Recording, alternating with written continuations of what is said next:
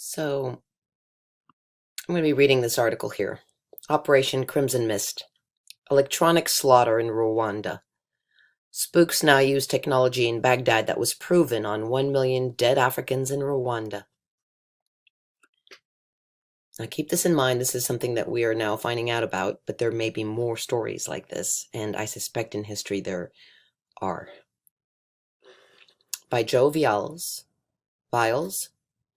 Original title, American Mind Control in Baghdad.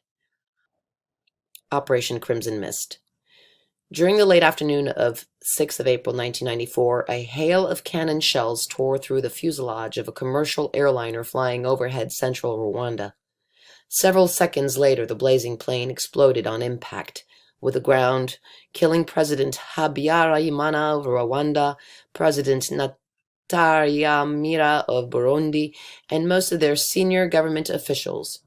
In that fatal millisecond of time, the entire political command structure of Central Africa was decapitated, leaving the way open for Operation Crimson Mist, the most obscene terminal mind control experiment ever mounted by the United States of America against a sovereign nation. The Crimson Mist has been used again recently on a smaller scale in Iraq, is now beyond doubt. That Crimson Mist has been used again recently on a smaller scale in Iraq is now beyond doubt. As Habyarimana and his colleagues made their death dive, a small group of American men and women lounged around in a large hut at the edge of a discreet gravel airstrip a few miles from the Rwandan capital, Kigali, temporary home for their three unmarked C-130 Hercules transport planes. All crew members carried forged credentials showing them as atmospheric researchers employed by the authentic civilian American agency, but these were only for emergency identification if one of the aircraft was forced to make an unscheduled landing on unfriendly territory. For all practical security purposes, neither they nor their three large aircraft were even in Africa. When news of the presidential crash came in over the VHF radio, one of the Hercules planes was swiftly prepared for takeoff. The flight engineer checked the attachment of the radar, rocket-assisted takeoff packs, while the scientists made final adjustments to a large microwave dish mounted on the rear loaded ramp of the aircraft. It was this strange and esoteric piece of equipment alone that would directly contribute to the deaths of more than 1 million Africans during the 100 days that followed. Though completely silent in operation, the single microwave dish had more killing potential than a whole squadron of AC-130 Spectre gunships armed with 50 Gatling cannons. Willing to commit mass murder. Though officially tagged an experiment, none of those present had any doubt that this was merely a cosmetic cover for the gruesome operational work ahead. Each member had been carefully vetted and then vetted again by U.S. intelligence to ensure that they had the right stuff and were philosophically committed to two objectives.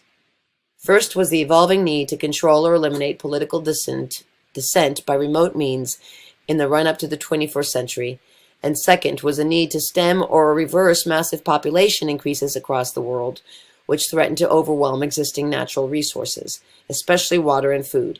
Intrinsically, this required a willingness to commit mass murder, and everyone present had passed this critical test with flying colors. As the Hercules engines started with a roar, American agents in Kigali were working alongside local civil servants and members of the Rwandan Security Service, ramping up public suspicion about foul play in the presidential air crash.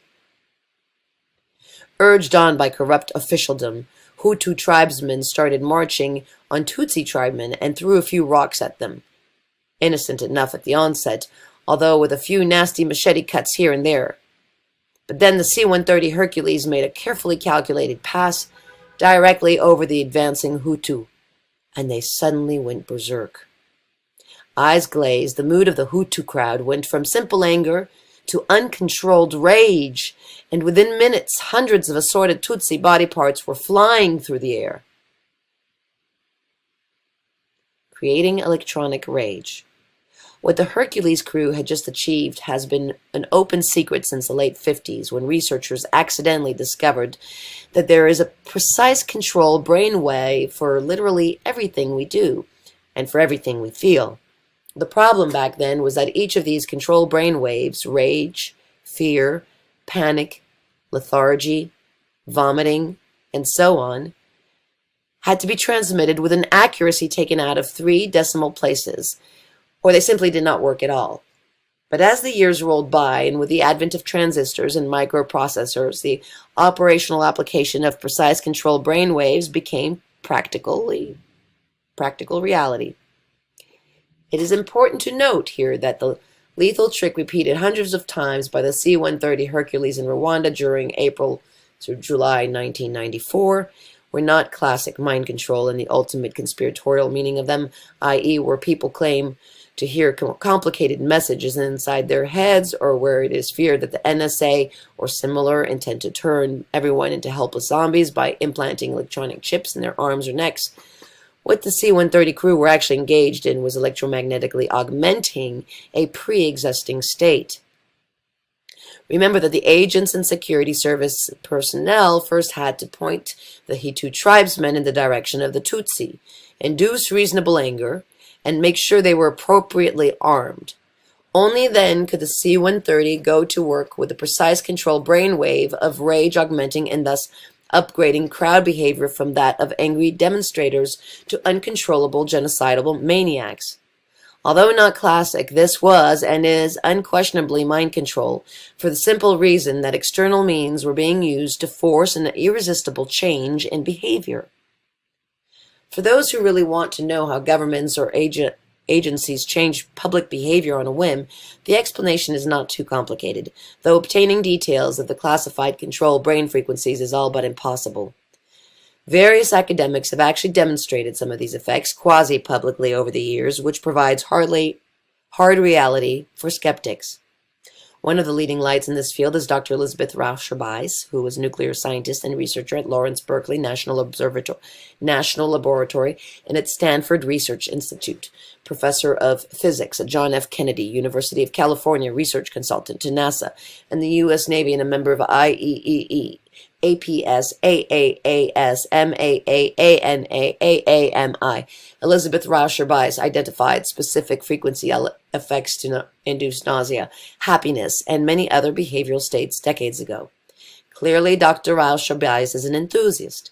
Give me the money and 3 mouths, she boasts, and I'll be able to affect the behavior of 80% of the people in this town without their knowing it. Make them happy, or at least think they're happy, or aggressive. Unlike many researchers in this field, Elizabeth Rauscher-Buys tends to be open about her work, has demonstrated the effects many times in quasi-public forums, and claims to experiment only on fully informed people. Many years ago, during one memorable demonstration in California, she turned a specific brainwave on all students on the left side of her auditorium, whereupon their teeth started chattering collectively and uncontrollably.